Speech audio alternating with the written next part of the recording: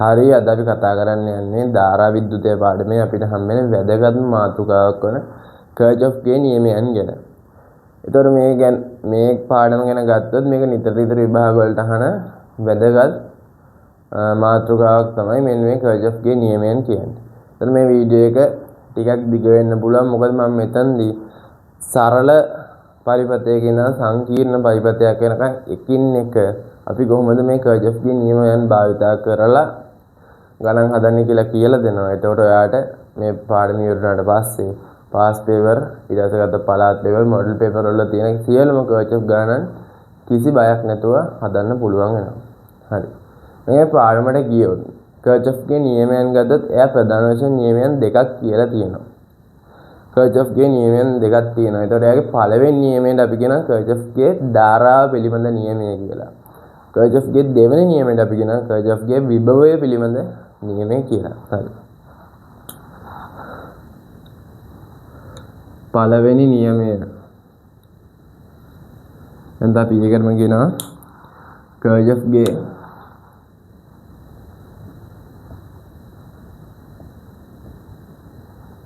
ධාරාව පිළිබඳ නියමය කියලා. මේක ගැන අපිට කතා කරන්න වෙන්නේ පොඩි උදාහරණයක් එක්ක. දැන් මෙතන පාසලක් තියෙනවා කියලා හිතන්න. ඒ පාසලට යන්නේ මෙන්න මේ ගම් දෙකේ ළමයි විතරයි. මේකේ බි. එතකොට මෙන්න මෙතන තියෙන සංදියෙන් තමයි මේ ගම් දෙක සහය පාසල යාවෙන්නේ. දැන් ඉස්කෝලේ ඇවිල්ලා ළමයි 4 දෙනෙක් එනවා මේ පාසල දිගේ ගෙවල් වලට යන්න. එතනින් ළමයි දෙන්නෙක් මෙන්න මේ ගමෙන්, ඉතුරු දෙන්න මේ ගමෙන්. ඉතින් කර්චොෆ් කිව්වේ මෙන්න මේ සරල සිද්ධිය. ඒ කියන්නේ දැන් මෙන්න මේ සංදිය වෙතාව මේ ළමයි 4 දෙනා. මේ සංදිය වෙතාව මේ ළමයි 4 දෙනාගෙන් දෙන්නෙක් මේ ගමට යනවා, දෙන්නෙක් මේ ගමට යනවා.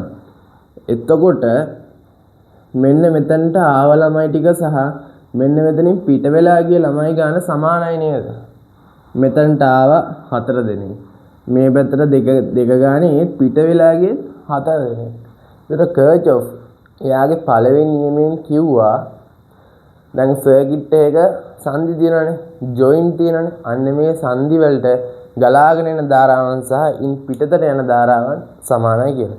ඒතර අපි කර්චොෆ්ගේ පළවෙනි නියමයේ භාවිතා කරලා ගණන් හදනකොට අපිට හම්බෙන්නේ මෙන්න මේ වගේ සර්කිට්. අපි අඳින්නේ මෙන්න මේ වගේ සර්කිට්. ඒ කියන්නේ හරි. මෙන්න මෙතනදී මෙන්න මේව වක්‍ර රේඛා වලින් අපි දක්වන්නේ ඒ පරිපථයේ තියෙන රැහැන්. වගේ මේ ඊතල හිස මගින් දක්වන්නේ ධාරාවයන් දිශාව. අපි දන්න ධාරාවන් හැම වෙලෙම ගමන් කරන්නේ එක දිශාවකටයි. මේ පැත්තට දෙකක් ගිහලා මේ පැත්තේ තියෙන රැහැන තියෙන ධාරාව කොයි වෙලෙම මේ පැත්තට ගමන් කරන්නේ නැහැ. එයා හැම වෙලෙම ගමන් කරන්නේ ධාරාවන් හැම වෙලෙම ගමන් කරන්නේ එක දිශාවකට. හරි. ඒතර මම දැන් පළවෙනි නියමයේ කිව්වා එක සංදියක් වෙතෙන ධාරාවන් ටික ඔක්කොම මොකද්ද හැම වෙලෙම එන ධාරාවන් සහ පිට වෙලා යන ධාරාවන්ගේ එකතුව සමානයි නම් මෙන්න මේ ජොයින්ට් එක වෙනකන් ඇම්පියර් මෙතන එනවා 5/3ක් කියන්නේ ඇම්පියර් 15ක් එනවා මෙතනට. එහෙනම් මේ මෙතනට ඇම්පියර් 15ම නේද මෙන්න මේ රැන හරහා පිට වෙන්න ඕනේ. ඔව්.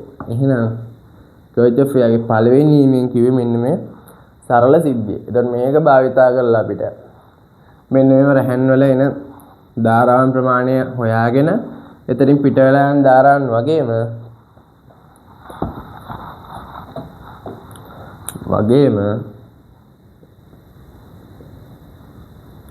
මේ පැත්තෙන් ආවොත් ධාරාවක්, තනි රැහනකින් ආවොත් ධාරාවක් එක කොහොමද බෙදලා යන්නේ කියලා අපිට හොයාගන්න පුළුවන්. දැන් මෙතනින් ඇම්පියර් 20ක ධාරාවක් ආවොත් මෙතනට 10යි මෙතනට 8යි ඇම්පියර් ගියොත් මෙන්න මෙතනින් මෙන්න මේ රැහනෙන් ඉතුරු යන ධාරාව අපිට හොයාගන්න පුළුවන්.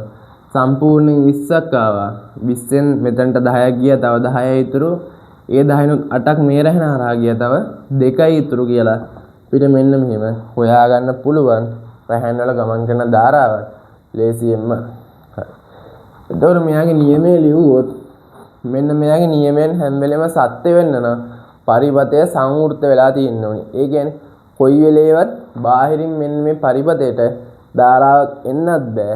ඒ වගේම තමයි මේ පරිපතය හරහා ගලන ධාරාවන් පිටතට කාන්දු වෙන්නත් බෑ. ඒ හින්දා මෙයාගේ පළවෙනියට මෙයා කියනවා පරිපතය සංවෘත වෙන්න ඕනි කියලා. සංවෘත පරිපතයක එක් සංදියක් වෙත පැමිණෙන ධාරාවන්ගේ හා ඉන් පිටතට ගලන ධාරාවන්ගේ එකතුව සමාන වේ. එතකොට මෙයාගේ අනිවාර්යෙන් අපි මෙතනදි මතක තියාගන්න ඕනි පරිපතය සංවෘත වෙන්න ඕනි. ඊට පස්සේ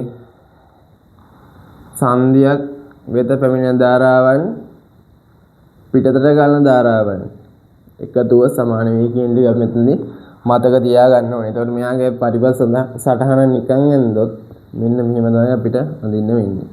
එතකොට මේ පැමිණෙන ධාරාවන් වලටම I1 I2 I3 කියලා දෙනවා. ඊට පස්සේ මේක එකතු වෙලා යන ධාරාවට සම්පූර්ණයෙන් I කියලා දෙනවා. එතකොට අපිට දැන එක දෙයක් මෙතන පැහැදිලි වෙනවා මෙන්න මේ I ධාරාවට සමාන වෙනවා. මෙන්න මේ I1 ධාරාවගේ එකතුව I2 I3 කියන මෙන්න මේ තුන් දෙනාගේම එකතුව මෙන්න මේ ප්‍රධාන ධාරාවට සමානයි කියලා. එතකොට කර්චොෆ්ගේ පළවෙනි නියමය මෙතනින් ඉවර වෙනවා. මෙන්න මේ නියමය හොඳට මතක තියෙන්න ඕන නිසා මෙන්න මේ නියමය ගැන හොඳ අවබෝධයක් තියෙන්න වෙනවා. කර්චොෆ්ගේ දෙවෙනි නියමය භාවිතා කරලා අපි ගණන් හදනකොට. හරි. දැන් මම කතා කරන්න යන්නේ කර්චොෆ්ගේ දෙවෙනි නියමය ගැන. ඒතකොට මම මේ ගැන කතා කරනකොට පොඩි පරිපතයක් ඇඳලම මම ඔයාලට කියලා දෙන්නම් මේ කර්චොෆ්ගේ දෙවෙනි නියමය කියන්නේ මොකක්ද කියලා.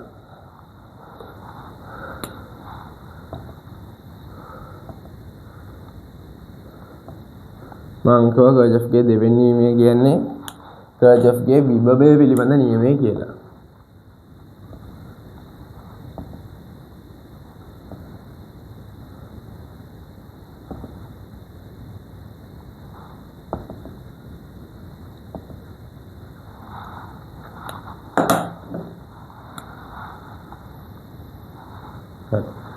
මෙතනදී අපි පරිපත අඳින්නේ ප්‍රතිරෝධ සහ බැටරි යොදාගෙන. මොකද මෙතනදී අපි බල්බ් එකෙන් භාවිතා කරන්නේ නැහැ. හරි. දැන් මෙන්න මේකනේ ප්‍රතිරෝධකයක් සහ බැටරියක් භාවිතා කරලා අපිට අඳින්න පුළුවන් සරලම පරිපතය. හරි. අපි දන්න දෙයක් තමයි මෙන්න මේ බැටරියක ධනාග්‍රයෙන් තමයි ධාරාව යන්නේ. ඍණාග්‍රයෙන් තමයි ඉලෙක්ට්‍රෝන යන්නේ. ඉතින් අපි මෙතනදී වැදගත් වෙන්නේ මෙන්න මේකේ ධාරාව යන පැත්ත විතරයි. ධනාග්‍රයෙන් නම් ධාරාව යන්නේ මෙන්න මෙහෙමනේ මෙයා යන්න ඕනේ.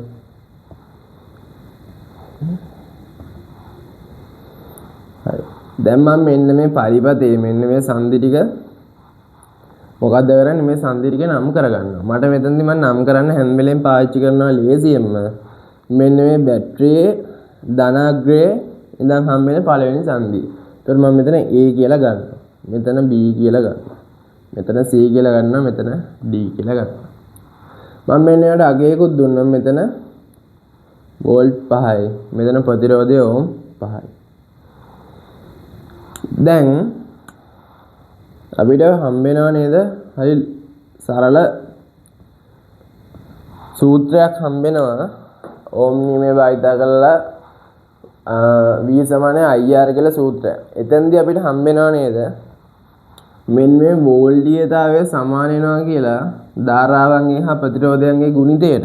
අන්න එන්නේ ඒක භාවිතා කරලා ගණන් හදලා අපිට මෙතනදී මෙන්න මේ සර්කිට් එක හරහා ගන්න ධාරාව හොයාගන්න තමයි මෙන්න මේ කර්චොෆ්ගේ දෙවෙනි නියමය අපි භාවිතා කරන්නේ. එතකොට කර්චොෆ්ගේ දෙවෙනි නියමය භාවිතා කරනකොට අපි මෙන්න මේ V IR කියලා ලියන්නේ නැහැ.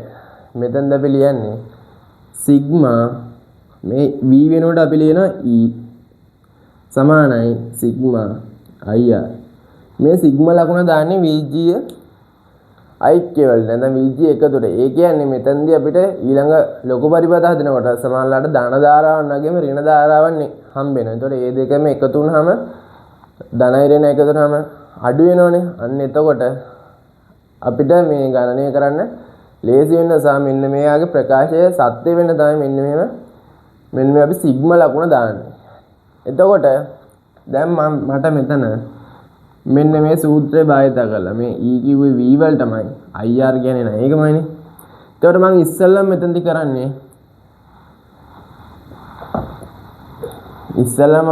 කරන්නේ මෙන්න මෙහෙම මම එක පැත්තක් තෝරගෙන ඒ පැත්තෙන් මෙන්න මේ සර්කිට් එක වටේ යනවා. එතකොට මම මෙතනදි a තෝරගත්තා. a වලින් ඉඳන් ඊළඟට වට යන්න වෙන්නේ b ට. b වලින් ඉඳන් ඊළඟට වට යන්න වෙන්නේ c ට. c වලින් ඉඳන් ඊළඟට මට යන්නේ d ට. මේ පරිපථය සම්පූර්ණ වෙන ආයෙ මට යන්න වෙනවා මෙන්න මේ a ට. ඊට පස්සේ මම මගේ සමීකරණය දාගන්නවා. සිග්මා සමානයි සිග්මා i. එතකොට මම මෙන්න මේ පරිපථයේ විදිහට ඉස්සලම මෙයා කියලා මම හොයාගත්ත විදිහට මම යනවා මගේ සර්කිට් එකට. එතකොට මට මෙහෙම යද්දී මට මුලින්ම හම්බ වෙනවා මෙන්න මෙතනදී මෙයාගේ වෝල්ටේජතාවය 5යි කියලා. ඊට පස්සේ මට ඒක හොයාගත්තනේ. එහෙනම් මම දැන් ආයි පාරක් යනවා මේක වටේ. මොකද ධාරාංගය සහ ප්‍රතිරෝධාංගයේ ගුණිතය හොයන්න. දෙපාරක් වටේ ගිහිල්ලා තමයි අපිට මෙන්න මේ ටික හොයාගන්න ඕනේ. එකපාර දාගන්න එපා. මෙතනදී සංකීර්ණ පරිපථ සද්දී අපිට පැටලෙන්න පුළුවන්. එතකොට මම ආයි මේ පාරෙන් යනකොට මට ධාරාව හම්බ වෙනවා i කියලා. ඊට පස්සේ මෙතන ප්‍රතිරෝධයක් හම්බ වෙනවා 5යි කියලා. එතකොට ir නෙකින් ධාරාව ගුණ කරනවා ප්‍රතිරෝධය. ධාරාවයි ප්‍රතිරෝධය 5යි. එතකොට එනවා 5 සමානයි 5යි i කියලා. ඉතින් මට මෙතනදී i හොයාගන්න පුළුවන්. i සමානයි මෙන්න මේ 5න් මේ 5 බෙදලා 1 ඇම්පියර් කියලා. එතකොට කර්චොෆ්ගේ දෙවෙනි නියමය භාවිත කරලා අපි මෙන්න මේ වගේ පරිපථයක එක් කොටස් හරහා ගලන ධාරාවන් හොයාගන්න පුළුවන්.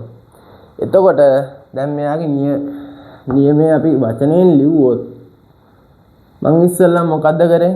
මෙන්න මේ සර්කිට් එකේ වටේ කියන්නේ සර්කිට් එකේ චක්‍රීය වෙන ගමන් කරේ. ඉස්සෙල්ලාම එක පැත්තකට තියෙන ධාරාවන්ගේ සහ ප්‍රතිරෝධයන්ගේ ගුණිතය හොයාගෙන ඊට පස්සේ ඒ පැත්තටම තියෙන වෝල්ටේජතාවයනුත් මම හොයාගත්තා. මට අන්තිමට ආව මේ දෙකේ ගුණිතයන් වල එකතුව සමානයි කියලා.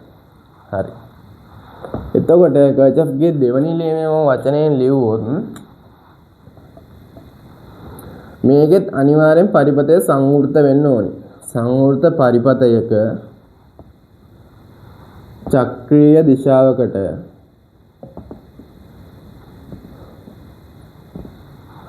පවතින ප්‍රතිරෝධයන්ගේ සහ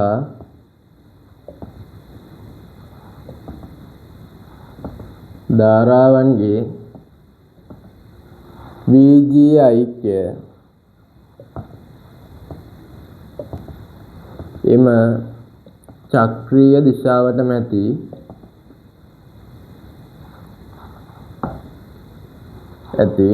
චක්‍රීය දිශාවටම ඇති විද්‍යුත් ගාමක බලවල බීජීය ඓක්‍යයට සමාන වේ. එතකොට මෙයාගේ සූත්‍රය ගත්තොත් සිග්මා E සමානයි සිග්මා I. එතකොට අපිට ඒක නිරූපණය කරන්න පුළුවන් මෙන්න මේ වගේ සරල. එතකොට අපිට මේක නිරූපණය කරන්න පුළුවන් මෙන්න මේ වගේ සරල පරිපථයක් ඇඳගෙන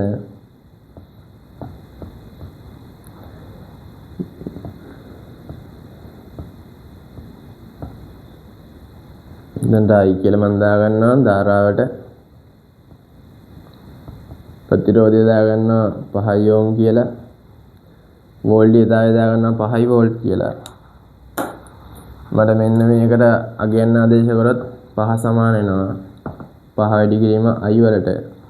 එතකොට 5යි i සමානයි 5 බෙදීම 5 1යි ඇම්පියර් කියලා. මට මෙන්න මේ දෙවෙනි නියමය භාවිතා කරලා මෙන්න මෙහෙම සරලව ගණන් හදාගන්න පුළුවන්.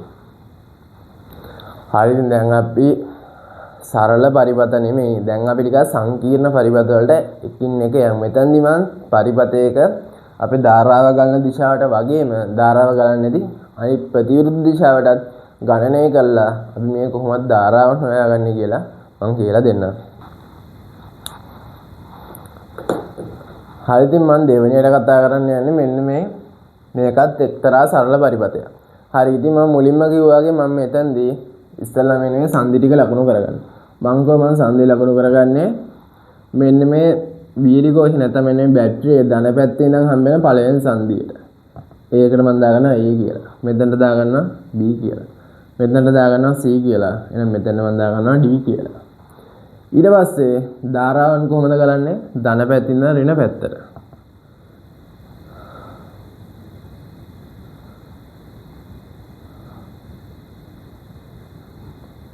මම මේ ධාරාවන් ලකුණු කරගත්තා. හරි. ඊට පස්සේ මම යා ගන්නවා අපි මේකේ ගණනය කරන්න කොයි පැත්තෙන් ඉඳන් කොයි පැත්තටද යන්නේ කියලා. එතකොට මම මෙන්න මෙතනදී හැම වෙලේම මම භාවිතා කරන්නේ මෙන්න මේ බැටරියේ ධන පැත්තේ ඉඳන් හම්බෙන පළවෙනි සංදිය ඉඳන් තමයි ගණනය කිරීම මම කරන්න තෝරගන්නේ. එතකොට එහෙනම් මම A වලින් B C D වලින් දැන් මෙතනින් නවත්තන්නේ අපි මෙන්න මේ සංදියට වෙනකම්ම ගන්නව. නැත්තම් D වල ගත්තොත් අපිට පරිවර්තය මෙච්චරයි හම්බෙන්නේ. එතකොට මෙතනදී සම්පූර්ණ වෙන්නේ නැති හින්දා මම මෙන්න මෙහෙම භාවිතා කරලා යන දිශාවට හොම ඊතලයක් දාලා කර්චොෆ්ගේ දෙවැනි නියමයෙන් කියලා ගන්නවා. ඊට පස්සේ තමයි මම දාන්නේ මගේ සමීකරණය සිග්මා E සමානයි සිග්මා IR. එහෙනම් මම මෙන්න මේ දිශාවට ඉස්සෙල්ලම මේ සර්කිට් එකේ වටේ ගිහිල්ලා හොයා ගන්නවා කොච්චර වෝල්ටේජ් තමයි මෙන්න මේ සර්කිට් එකේ තියෙනවද කියලා. මම මෙහෙම ගියාම මට හම්බ වෙනවා මෙන්න මෙතනදී ඇම්පියර් මේ වෝල්ට් 5යි මෙන්න මෙතන තියෙන්නේ කියලා. ඊට පස්සේ මම ආයි මේ සර්කිට් එක වටේ ගියොත් මෙන්න මෙතනදී මට එකක් හම්බ වෙනවා ප්‍රතිරෝධයක්. ඒ ප්‍රතිරෝධය හරහා ගලනවා I කියන ධාරාව. ඊට පස්සේ මට I ටික දුරක් ගියාම මට ආයි හම්බ වෙනවා ප්‍රතිරෝධයක්. ඒක හරහා ගලන්නේ මෙන්න මේ I ධාරාවම තමයි. එතන ප්‍රතිරෝධය 2යි. ඉතින් මම එන්නේ ඒක එකතු කරනවා.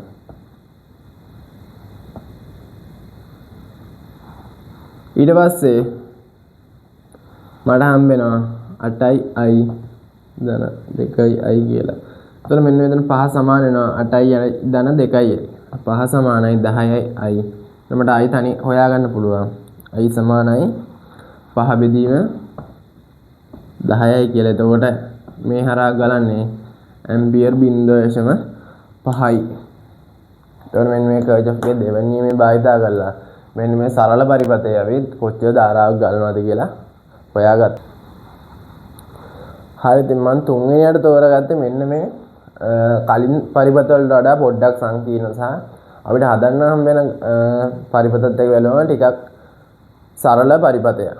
ඉතින් මම මේකත් කලින් වගේම මෙයාගේ මෙන්න මේ සංදි ටික ලකුණු කරගන්නවා. මම කලින් කිව්වා වගේ මම මෙතන සංදි ලකුණු කරගන්නේ මට හම්බෙන මෙන්න මේ බැටරියේ ධනාත්මකයෙන් ඉඳන් හම්බෙන පළවෙනි ජොයින්ට් එක නැත්තම් නැම්මේ ඉඳන්.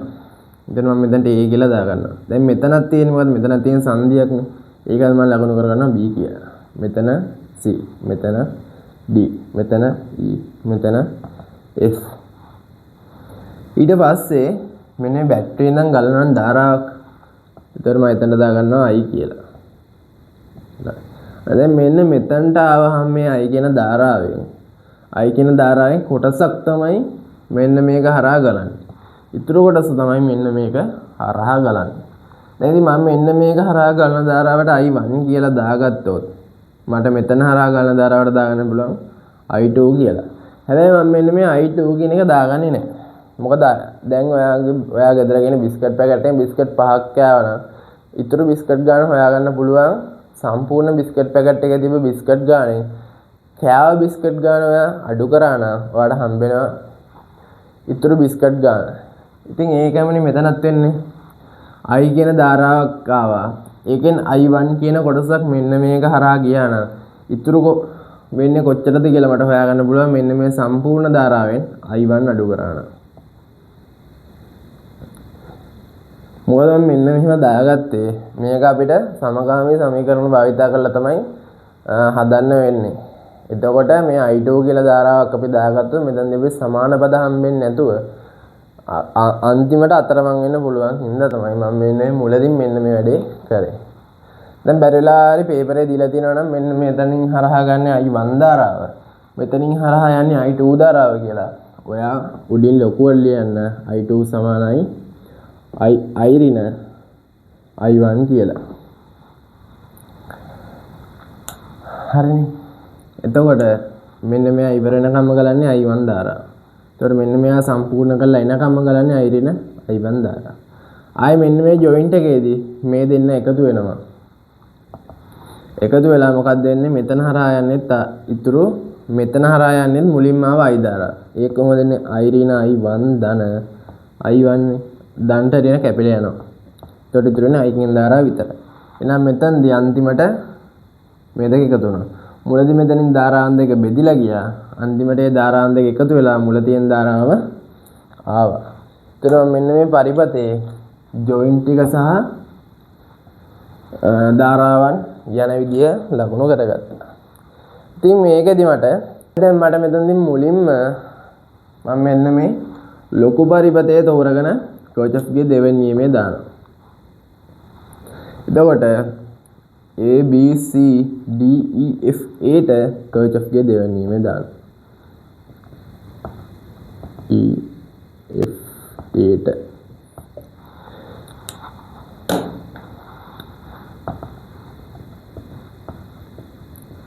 හරි දැන් මෙයා කියන විදිහට මම මේ පැත්තෙන් යන්න ඕනේ. මම මේ පැත්ත මෙහෙම ගියාම මට හම්බෙනවා මෙන්න මෙතන වෝල්ටේජය 10 කියලා.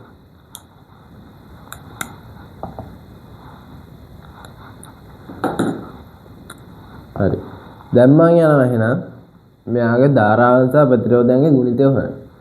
දැන් මම මෙන්න මේ පැත්තෙන් පටන් ගත්තාම මට මෙන්න මෙතනදී හම්බෙනවා ඕම් දෙකක්. එයා හරහා ගලන ධාරාව i ඍණ i1. එතකොට ඕම් 2යි එයා හරහා ගලන්නේ i ඍණ i1 කියන ධාරාව. ඊට පස්සේ මම මේවා ටිකක් සරල කරගත්තොත් 2යි i ඍණ 2යි i1 කියලා මට හම්බ වෙනවා පළවෙනි සමීකරණය.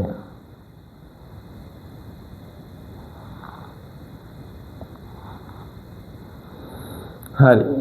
ඊට පස්සේ මම මෙන්න පොඩි සර්කිට් එකකට දාගන්නවා ආයි කර්චොෆ්ගේ දෙවෙනි නියමය. එතකොට එයා ගත්තොත් A B E F A ට තමයි මම දෙවෙනියට දාගන්නේ කර්චොෆ්ගේ දෙවෙනි නියමය. A B E F A ට කර්චොෆ්ගේ දෙවෙනි නියමය. එතකොට ඒකට මම සමීකරණය ලියනවා සිග්මා විසමනේ සිග්මා IR කියලා. එතකොට මම කලින් වගේ මේ සර්කිට් එක වටේ ගියොත් මට මේ මෙතනදී හම්බ වෙනවා වෝල්ටේජය 10යි කියලා.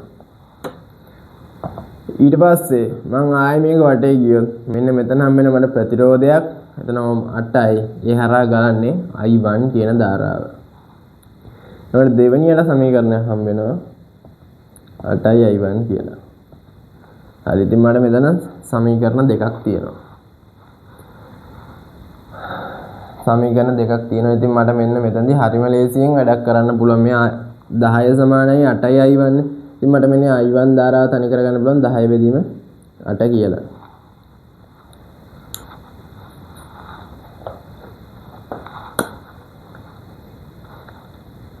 එතකොට මට එනවා 10 බෙදීම 8 කියන්නේ 1.25යි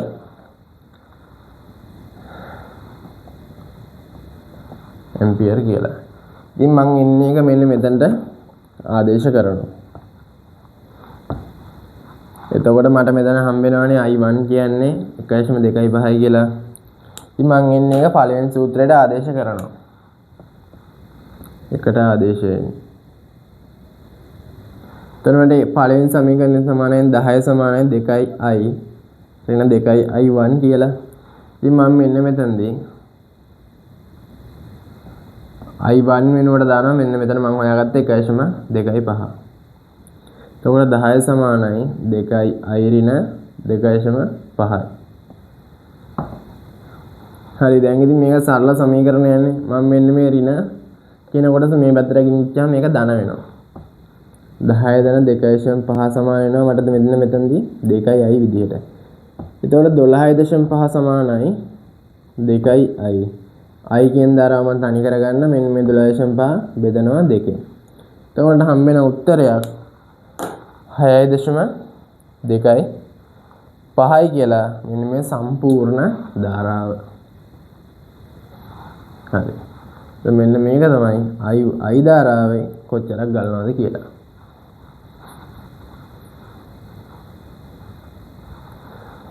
හරිනේ. එතන මම මෙතන i ධාරාව හොයාගත්තා, i1 ධාරාව හොයාගත්තා. ඒතර කැමති කෙනෙක්ට පුළුවන් මෙන්න මේ පරිපථය හරහා කොච්චර ධාරාවක් ගලා යනවද කියලා බලන්න. මෙන්න මේ i ඍණ i1. එතකොට i කියන්නේ 5යි. i කියන්නේ 6.25යි. එකෙන් අඩු ගන්න 1.25. එතකොට එන්නේ එක හරහා ගලනවා ඇම්පියර් 5. ඉතින් මෙන්න මේක තමයි කර්චොෆ්ගේ නියමයන්. හරිම සරලයි ඉතින්.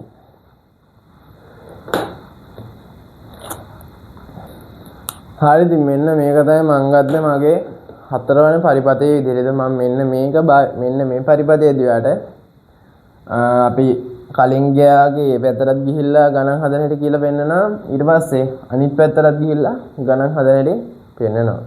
ඉතින් මම මුලින්ම වගේ මෙන්න මෙතනදී සංදි ටික ලකුණු කරගන්නවා.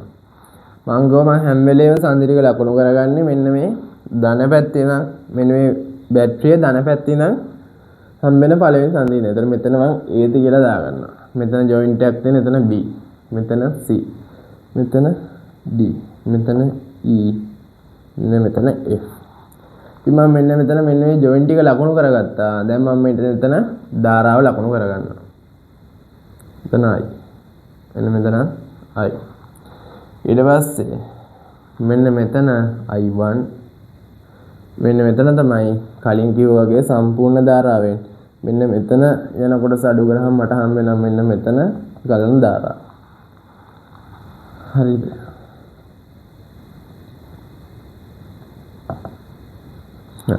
ඉතින් කර්චොෆ්ගේ පළවෙනි නියමයේ ඉගෙන ගන්න එකේ වාසිය සහ ඒක තේරුම් ගැනීමේ වාසිය දැන් ඔයාලට තේරෙනවනේ. මෙන්න මෙතනදී මෙන්න මේ ආව වයර් එකේ ඉඳන් මෙන්න මේ වයර් දෙක හරහා බෙදිලා යන ධාරාව අපිට හොයාගන්න පුළුවන්. ඊට පස්සේ කර්චොෆ්ගේ පළවෙනි හරි. ඊට පස්සේ මෙන්න මෙතන ගලන්නේ I කියන සම්පූර්ණ ධාරාව. මොකද මෙන්න මෙතනින් එනවා I ඍණ I1 කියන ධාරාව. එන්නේ ඒකට එකතු වෙනවා මෙන්න මේ I1 කියන ධාරාව. මෙන්න මේකට මේ කැපිලා ගිහිල්ලා ඉතුරු වෙන්නේ I විතරයි. ඒතකොට මෙන්න මෙතන I කියන ධාරාව යනවා. මෙන්න මෙතන. හරි. ඒකට ඒක හරි. දැන් මම මෙතන තියෙන ගණන් හදන්න. ඉතින් මම මේක හදන්නේ හරි පැත්තට. එතකොට මම ඉස්සෙල්ලා මෙන්න මෙතන ඉඳන් සම්පූර්ණ පරිපථයට කර්චොෆ්ගේ දෙවෙනි නියමය දාගන්නවා. A B C D E F. ඒට කර්චොෆ්ගේ දෙවෙනි නියමය. සිග්මා E සමානයි සිග්මා I. එතන මම මෙන්න මෙයාගේ වටේ ගිහලා බලනවා මට හම්බෙන්නේ වෝල්ට්ය තවයි කොතනද කියලා. අන්න මෙන්න මෙතනදී හම්බෙනවා වෝල්ට් 20ක්. ඊට පස්සේ මම ආයෙ යනවා මෙන්න මෙතනදී මට හම්බෙනවා ප්‍රතිරෝධයක් ඕම් 5යි කියලා ඒ හරහා ගලනවා I කියන ධාරාව. එතන මට එතන ලියන්න පුළුවන් 5යි I කියලා. ඊට පස්සේ මෙන්න මේ පාරේ යනකොට මට ආයෙ මෙන්න මෙතනදී හම්බෙනවා ප්‍රතිරෝධයක් 5යි ඕම් කියලා. ඒක හරහා ගලන්නේ I ඍණ I1 කියන ධාරාව. 5යි I ඍණ I1 කියන ධාරාව. ඊට පස්සේ ආයෙ මම මෙහෙම ගියාම මට මෙන්න මෙතනදී ආයෙ ප්‍රතිරෝධයක් හම්බ වෙනවා 5යි කියලා. එන්නේ ඒක හරහා ගලන්නේ I කියන ධාරාව. ඊට පස්සේ ඉතින් මම මෙන්න එක සරල කරලා ගන්නවා. මෙන්න මේ වරහන අයින් කරලා මෙන්න මේ දෙකම 5ෙන් ගුණ කරනවා. 5යි I ඍණ 5යි I1 ධන 5යි I. ඊට පස්සේ මෙන්න මේ සමාන පද එකතු කරනවා. එතන මෙතනත් 5යි I තියෙනවා, මෙතනත් 5යි I තියෙනවා, මෙතනත් 5යි I තියෙනවා. එතකොට මෙන්න මේ සමාන පද එකතු කරාම මට හම්බ වෙනවා මෙන්න මෙතනදී 15යි කියලා. එතකොට මෙන්න මේ තුනේ මම එකතු කරේ. හරි. එන්නේ තුන එකතු කරලා 15යි කියන එක දාගත්තා. දැන් මට ඉතුරුනා නිකන් මෙතන 5යි i1 ඒක මෙන්න මෙතන අඩු වෙලා තියෙනවා. එතකොට මෙන්න මේක තමයි මගේ පළවෙනි සමීකරණය. ඊට පස්සේ මම මෙන්න දෙවෙනියට තෝරාගන්නේ මෙන්න මේ බැටරියේ තියෙන මෙන්න මේ පොඩි සර්කිට් එක. මම ඒකට දාගන්නවා AB EF A ට Kirchhoffගේ දෙවෙනි නියමය. ඒක සිග්මා E සමානයි සිග්මා I. මම මේ කලින් කියා වගේ මේකෙත් වටේ යනවා. මෙන්න මෙහෙම ගියාම මට මෙන්න මෙතනදී හම් වෙනවා වෝල්ට් 20යි කියලා. කලින් වගේමයි මට මෙහෙම ගියාම මෙන්න මෙතනදී හම් වෙනවා 5යි ප්‍රතිරෝධයක් හම් වෙනවා 5යි ඕම්. ඒක හරහා ගලනවා I කියන ධාරාවක්. මෙන්න මෙතනදිත් මට I හම් වෙනවා 5යි ඕම් කියලා. හැබැයි ඒක හරහා ගලන්නේ I1 කියන ධාරාව. ඊට පස්සේ මෙන්න මෙතනින් හැරිලා එනකොට මට I හම් වෙන ප්‍රතිරෝධයක්. ඒකත් 5යි ඕම්. හැබැයි ඒක හරහා ගලන්නේ I කියන ධාරාව. 5යි I. එතකොට දෙවෙනි සමීකරණයේ දින හම්බ වෙනවා මෙන්න මේ 5යි I දෙක එකතු කරාම 10යි I කියලා එක හම්බ වෙනවා. මෙන්න ඒක තමයි මගේ දෙවෙනි සමීකරණය.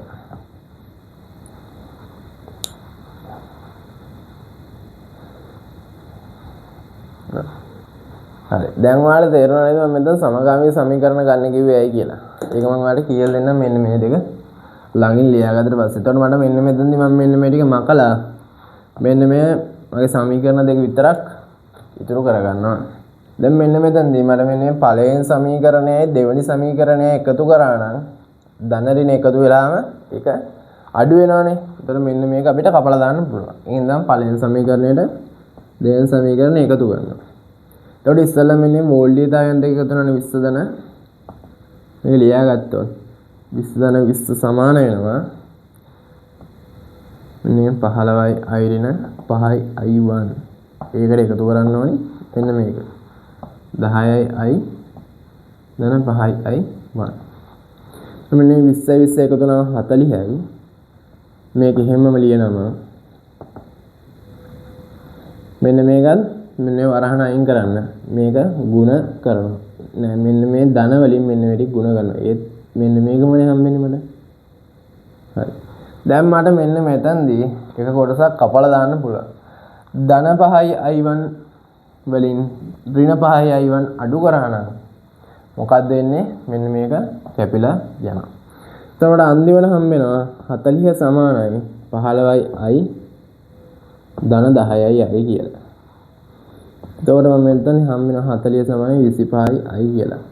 ඉතින් මට මෙන්න මෙතනදී I කියන කෙනා තනි කරගන්න පුළුවන්. I කියන කෙනා සමාන වෙනවා 40 බෙදීම 25. උත්තරය හම්බ වෙනවා 1.6 ඇම්පියර් කියලා. හරි දැන් මම ඔයාලට පොඩි ටිප් එකක් මෙතනදී කියලා දෙන්න යන්නේ. හරිද?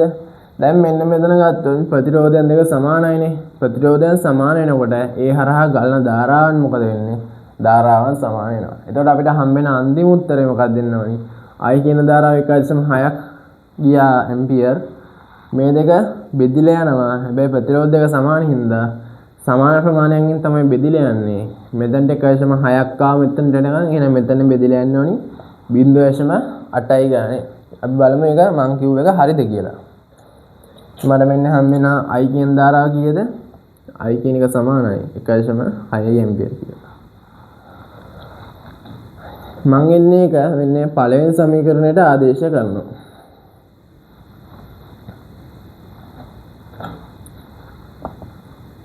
එකට ආදේශයෙන් 20 සමානයි 15යි I ධන I ඍණ 5යි I1 20 සමාන වෙනවා මේ 15යි I වෙනකොට මම දැන් දාගන්න 1.6යි කියලා. ඍණ 5යි I1. එතකොට ඔන්න 20 සමාන වෙනවා 15 වැඩි කරාම 1.5න් මට හම්බ වෙනවා 24. මේ 5යි I1 අඩු කරනවා. මම මෙන්නේ ධනයක එහා පැත්තට ගෙනිච්චාම ඍණ වෙනවා. 20 ඍණ 24 සමාන වෙනවා ඍණ 5යි I1ට. එතකොට මට මෙන්න මේක සුළු කරාම හම්බ වෙනවා තව 4 ඍණ 4 සමානයි ඍණ 5යි i1 කියලා. මම මේක මෙතනට කියනවා. ඍණ 4 සමානයි ඍණ 5යි i1 කියලා. ඉතින් මට මෙතනදී වෙන්නේ i1 තනි කරගන්න පුළුවන්. මෙන්න මේ දෙපැත්තම 5න් බෙදුවා. එතකොට මට හම්බ වෙනවා ධනට ඍණ කැපිලා යනවා. මෙතනදී ඍණට ඍණ කැපිලා යන හින්දා මට හම්බ වෙනවා i1 ගේ 0.8යි ඇම්පියර් කියලා. දැන් මම මෙතනදී කලින් කිව්ව එක හරි නේද? ප්‍රතිරෝධයන් දෙක සමාන හින්දා ආවදාරාවෙන් භාග තමයි බෙදිලා යනවා. මට i1 හම්බ වෙනවා 0.8යි කියලා. එතකොට මෙන්න මෙතනදී මට හම්බ වෙනවා i1 කියන 1.6න් 0.8 අඩු කරාම මෙන්න මෙතනත් ගලා යන්නේ 0.8යි ඇම්පියර් කියන එක. එතකොට මම කිව්වාගේ මෙන්න මේක හොඳ පොයින්ට් එක. ප්‍රතිරෝධය අඩු වෙන්න ඒ පාර හරහා ගලන ධාරාව වැඩි වෙනවා. දැන් මෙතනදී ප්‍රතිරෝධයන් දෙක සමානයිනේ. එහෙනම් මෙන්න මෙතනදී ආව ධාරාවන්ගෙන් භාගේ තමයි මෙන්න මෙතන බෙදිලා යන්නේ. හරි. දැන් මම මෙතනදී හරි පැත්තෙන් ගිහිල්ලානේ ධාරාවන් සහ ධාරාව හෙව්වේ. දැන් එහෙනම් මම අනිත් පැත්තෙන්, ඒ කියන්නේ මෙන්න මේ පැත්තෙන් ගිහිල්ලා ඔයාලට මේ ගණන් හදන හැටි කොහොමද කියලා පෙන්නන්න. එතන මම මෙන්න මෙතන ලකුණු මම හොයාගත්ත ධාරාවන් ටික එහෙමම තියාගන්නවා. මොකද මට අන්තිමට එන උත්තරය හරිද කියලා බලන්න. හරිද මම දැන් ඔයාලට කියලා දෙන්න. මම කලින් ගියේ මේ පැත්තෙන්නේ. දැන් මම යනවා මෙන්න මේ පැත්තෙන් ගිහිල්ලා කොහොමද ඒත් අපි මේකේ පරිපතේ ගලන ධාරාවන් හොයාගන්නේ කියලා. එතකොට මම කලින් ගියේ මෙන්න මේ පැත්ත භාවිත කරපු හින්දා මම මෙතන ඒ වලින් දැන් පටන් ගත්තේ. හැබැයි මම දැන් යන්නේ අනිත් පැත්තට. එතකොට මම මෙතනදී භාවිත කරන්නේ මෙන්න වගේ ඍණාත්මක වේදන් හම්බෙන පළවෙනි ජොයින්ට් එක. එතකොට F වලින් දැන් තමයි මම මෙතන ගමන ආරම්භ කරන්නේ. FE DC BA ට AF ට Kirchhoff ගේ දෙවෙනි නියමය.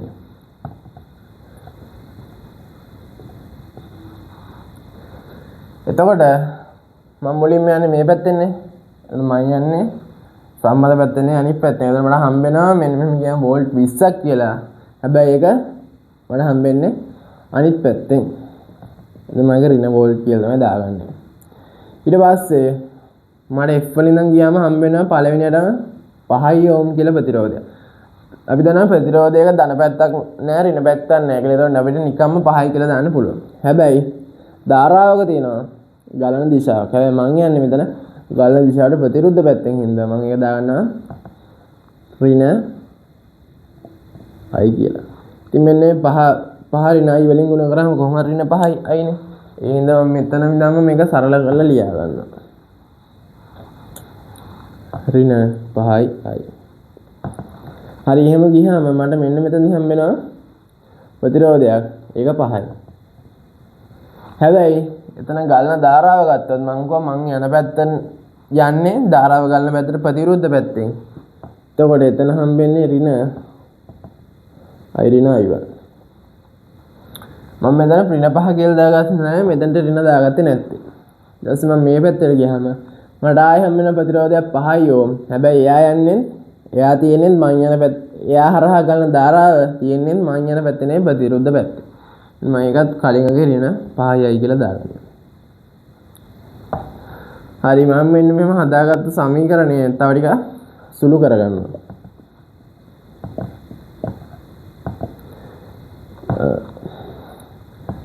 ඍණ 5න් ගුණ කරාමයි මට හම්බ වෙනවා ඍණ 5යි කියලා. ඊට පස්සේ මෙන්න ඍණ 5න් ගුණ කරනවා ඍණ i1. එතකොට ඍණ ගුණ වුණාම ධන වෙනවා. ධන 5යි i1. ඍණ එතකොට ඒ කොටස ඉවරයි. මෙතන හම්බ වෙන මට ආයෙ ඍණ 5යි කියලා. ඉතින් මම මෙතන සමාන පද ටික එකතු කරගන්නවා. ඍණ 20 සමාන වෙනවා. ඍණ 5 ඒවා තුනක් තියෙනවා කියන්නේ ඍණ 15යි. ධන 5යි. මට වෙන්නේ මොකද මට හම්බෙච්ච පළවෙනි සූත්‍රය සමීකරණය. ඊට පස්සේ මම කලින් දාගත්තේ මෙන්න මේ කොටසට මෙන්න මේ පැත්තෙන්නේ Kirchhoff ගේ දෙවෙනි නියමය. ඉතින් මම දැන් ගියේ අනිත් පැත්තට ඉන්න. මම දැන් මෙන්න මෙතනදී මෙන්න මේ පැත්තෙන් දාගන්නවා මෙන්න මේ පොඩි සර්කිට් එකට. F E B A F ට Kirchhoff ගේ නියමය දෙවෙනි නියමය. E සමානයි IR. එහෙනම් මම කලින් කිව්වා වගේ මම යන්නේ අනිත් පැත්තට. එතකොට මට හම්බෙන්නේ පළවෙනියට මෙන්න මේ වෝල්ට් 20යි. හැබැයි ඒක අනිත් පැත්තට. ඍණ 20 සමාන වෙනවා මෙතන හම්බෙන්නේ ඍණ 5යි i. මෙන්න මෙතන ගත්තොත් මේ ඍණ 5යි i1. මෙතන i මට හම්බෙනවා ඍණ 5යි කියලා i කියලා. ඊට පස්සේ මම මෙන්න මේකට සරල කරලා ලියාගත්තොත් ඍණ එකතු වෙනවා ඍණ 10යි i1 කියලා මට මෙතන තියෙනවා. එතකොට මේක මගේ දෙවෙනි සමීකරණය. ඉතින් මෙන්න මෙතනදී මෙන්න මේ සමීකරණ දෙක විතරක් ඉතුරු කරලා මේ ටික මකා ගන්නවා.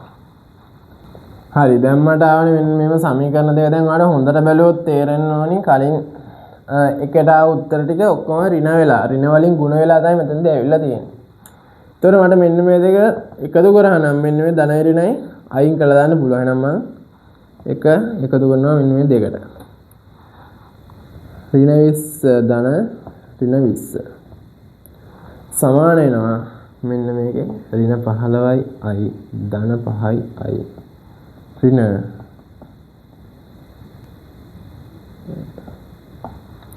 තොර මෙන්න මේ ඍණ එකතු කරනවා මේ ඍණනේ ඍණ 40යි.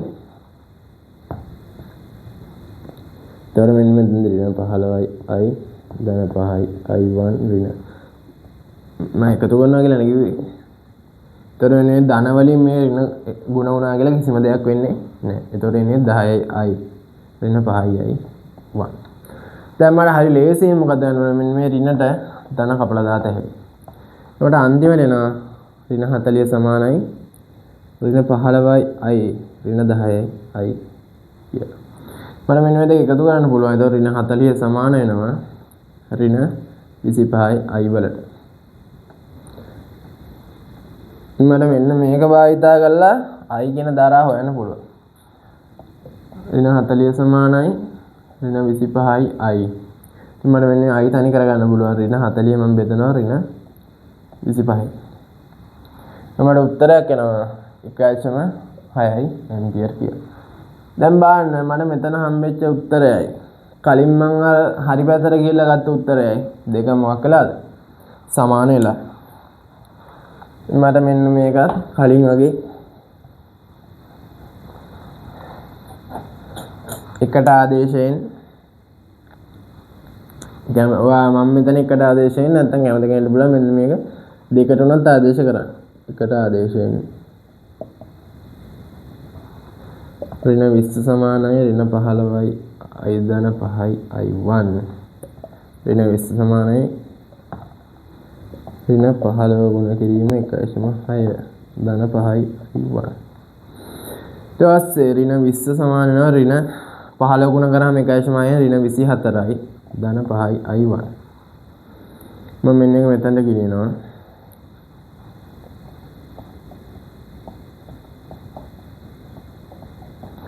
ඍණ මේ පැත්තට ගෙනියන ධන වෙනවා ඍණ 20 ධන 24 සමානයි 5යි i1. ඍණ 20ෙන් ඍණ 20ට ධන 24ක් එකතු කරාම 4යි 4ට සමානයි 5යි i1. මට i1 එනවා 4 බෙදීම 5 කියන්නේ 0.8යි ඇම්පියර්. එතකොට මෙතනදිත් ආවේ i1 කියන්නේ 0.8යි ඇම්පියර්. ඉතින් 1.6ක් මෙතනට ආවා. මෙතනින් 0.8ක් ගියාගෙන ඉතුරු යන්න ඕනි මෙතන එනවා 0.8යි. දැන් ඔයාලට තේරෙනව නේද? කොයි පැත්තට දාලා හැදුවද අපිට එන්න ඕනි හරි ධාරාව. දැන් කෙනෙක්ට මේ පැත්තෙන් යන තේරෙන්නේ නැත්නම් එයාලා වර්ධිනවා වගේ නම් එයාලා පුළුවන් විභාගෙදී මෙන්න මේ පැත්තෙන් ගිහිල්ලා හම්බෙන උත්තරය ඍණ වලින් ගුණ කරලා එන උත්තරය මෙන්න මේ පැත්තේ ඒ කියන්නේ අනිත් පැත්තෙන් යනකොට එන උත්තරය විදිහට පෙන්වන්න පුළුවන්. කොහොම වුණත් හරි පැත්තෙන් ගියත් වැරදි පැත්තෙන් ගියත් එන්න ඕනි උත්තර සමාන වෙන්න ඕනි අන්තිමේදී. මේක තමයි මගේ පස්වෙනි පරිපතය. දැන් මේක ගත්තොත් ඔයාලට මේක විශේෂත්වයක් පේන්න ඕනි. මෙතන තියෙනවා බැටරි දෙකක්. ඒ කියන්නේ වෝල්ට්ජ් 20 බැටරි දෙකක් තියෙනවා. අපි දන්නවා බැටරියක් ගත්තොත් එයා හැම වෙලේම ධාරාවන් දෙන්නේ ධන පැතින ඍණට. එහෙනම් මෙයාගෙන් එන ධාරාවට මම කියනවා i කියලා. දැන් මෙයා බැටරියක් මෙයාගෙන ධාරාවක් එළියට යනවා. එහෙනම් මෙයාගෙන් එන ධාරාවට මම කියනවා i1 කියලා. දැන් මෙයා ඔයා දන්නවා කර්චොෆ්ගේ පළවෙනි නියමය මොකද්ද?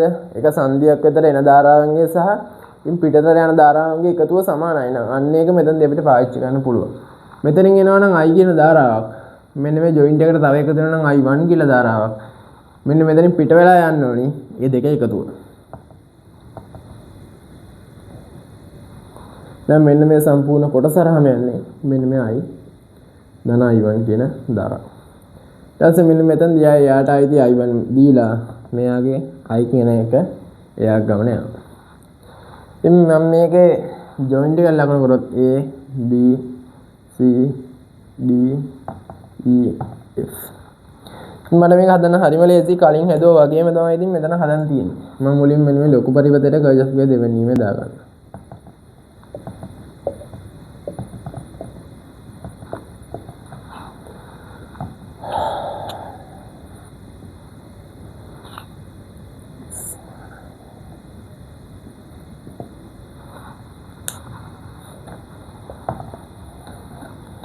දැන් මේ ලොකු පරිවර්තයට කර්ජ් ඔෆ් එක දෙවෙනිීම දාගත්තාම මෙයා යන්න ඕනි මේ පාරේ ගිහිල්ලා මට හම්බ වෙනවා මෙන්න මේ වෝල්ට් 20.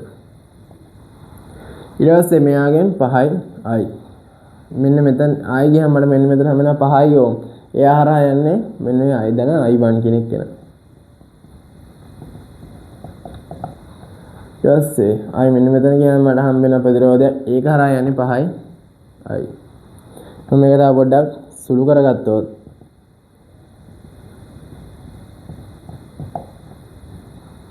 හරි 20 සමානයි සමාන බදම එකතු කරගන්නවා 15යි I ධන 5යි I 1. මම මේක පළවෙනි සමීකරණය. හරි දැන් ඔයා හිතන්න දැන් මෙන්න එහෙම ප්‍රතිරෝධයක් නැතුව අර දීලා තියෙනවා බල්බ්. ඒ බල්බ් වල දීලා තියෙනවා වෝල්ට් 20යි ඕම් 5යි කියලා. හිතන්නකෝ. එතකොට ඔයා කරන්න ඕනේ මෙන්න මෙතන තියෙන වෝල්ට් ටික දාගෙන මේ ඔයා මෙතනදී ගන්න ඕනේ. මෙන්න මේ බල්බ් වල තියෙන අභ්‍යන්තර ප්‍රතිරෝධය විතරයි. මොකද මේ බල්බ් කියන එකේ තියෙන වෝල්ටීයතාවයෙන් ඉඳලා යා කොයි වෙලාවක ධාරාවක් දෙන්නේ නැහනේ. එතනදී අපි සැලකිල්ලට ගන්නෙ මෙයාගේ තියෙන අභ්‍යන්තර ප්‍රතිරෝධය විතරයි. හරි. ඊට මගේ පළවෙනි සමීකරණය මෙතන හොයාගත්තා. මම දැන් මගේ දෙවෙනි සමීකරණය හොයාගන්න ඕනේ. එතනදී මම මෙන්න මේක විශේෂ පරිපදයක් හින්දා මම මෙන්න මේකටම දාලා වෙන්නනම් කොහොමද හදන්නේ කියලා. A B E F ට sigma is සමානයි sigma here. මෙයා යන්නේ කියන පැත්තෙන් ගියාම මට මුලින්ම හම්බ වෙනවා වෝල්ට් 20ක්. හැබැයි යා තියෙන්නේ මං යන පැත්තේ නෙමෙයි අනිත් පැත්තේ. ඒකට යා රින 20. ඊට පස්සේ මං ආයෙ මෙන්න මෙතනින් ගියාම හම්බ වෙනවා වෝල්ට් 20ක්. එයා තියෙන්නේ නම් මං යන පැත්තේ. මං යන පැත්තේ ධන මං යන පැත්තට ප්‍රතිවිරුද්ධ ඒවා රින. ඊට පස්සේ මෙයාගේ හරහා ගියාම මට හම්බ වෙනවා 5යි. ඊට මෙන්න මෙතන ගියාම මට යන පැත්තට නෙමෙයි ධාරාව තියෙන්නේ. මම යන පැත්තට ප්‍රතිවිරුද්ධ පැත්තේ. එහෙනම් මෙයා හරහා තියෙන ඍණ 5යි I1.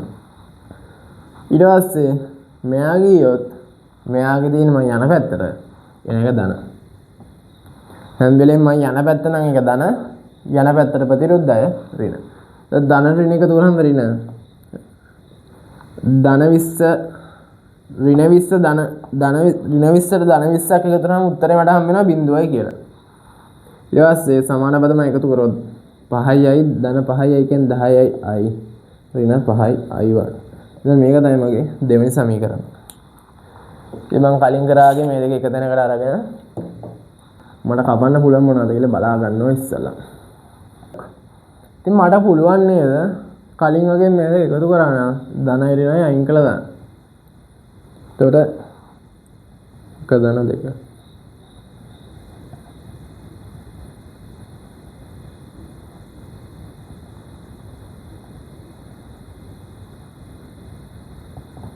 හරි.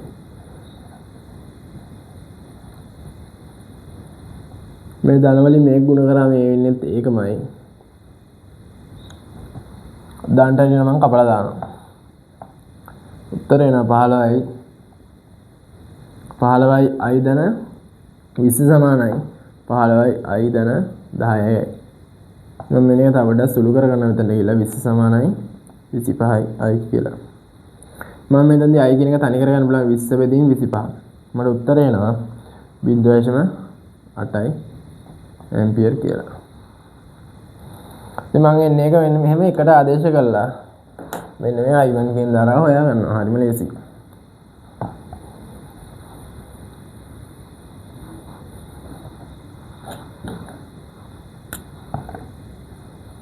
එකට ආදේශයෙන් පළවෙනි සූත්‍රය 20 සමානයි 15යි I ඝන 5යි i1 මම i වෙනුවට දාගන්නවා 0.8 15 වැඩි කරලා 0.8න් මට වෙන උත්තරයක් 12යි කියලා 20 සමානයි 12 ධන 5යි i1 ඉතින් මම මේ ධන 12 මේකතරින් ඍණ වෙනවා 20 ඍණ 12 සමානයි 5යි i1 8 සමානයි 5යි i1 i1 සමාන වෙනවා 8 බෙදීම 5 උත්තරේ 1.6 ඇම්පියර් කියලා. හරි. එතන මම මෙන්න මෙතනදී මම හොයාගත්ත i කියන ධාරාව 0.8යි කියලා. මෙයා හරහා ගලන 1.6 ඇම්පියර්. මේ සම්පූර්ණ මෙයා හරහා ගලන්න ඕනේ 2.4 ඇම්පියර් කියන එක. හරි. හරි දැන් අද අපි ගර්චොෆ්ගේ නියමයන් භාවිතා කරලා පරිපථ ගණනාවකටම ඒකේ ගලන ධාරාවන් හොයාගත්තා. ඉතින් මම මෙතනදී කුඩා ඕම් ප්‍රමාණය කියන ගොඩක් වෙලාවට යොදාගත්තේ ඕම් 5 කියන ප්‍රතිරෝධ. මොකද මේක බලන හැමෝටම තේරෙන්න ඕනි හින්දා. දැන් බැරි වෙලා හරි වෙන විශාලත්වයක තියෙන ප්‍රතිරෝධක දුන්නොත් ඒ වෙනුවට මම දැන් දීපු 5 වෙනුවට ඒ ප්‍රතිරෝධ ආදේශ කළා ඔයාට ගණනය කරන්න පුළුවන්. හැම වෙලේම ඔයා මේ ගණන් හදනකොට මම කලින් ලියාගත්තා වගේ අර මේ දිශාවක් ලියාගෙන ඒකට අනුව ගණනය කිරීම කරගන්න. නැත්නම් අර ඔයාට හිතන පැත්තට දාගත්තොත් එහෙම වරදින්න පුළුවන්. හරි.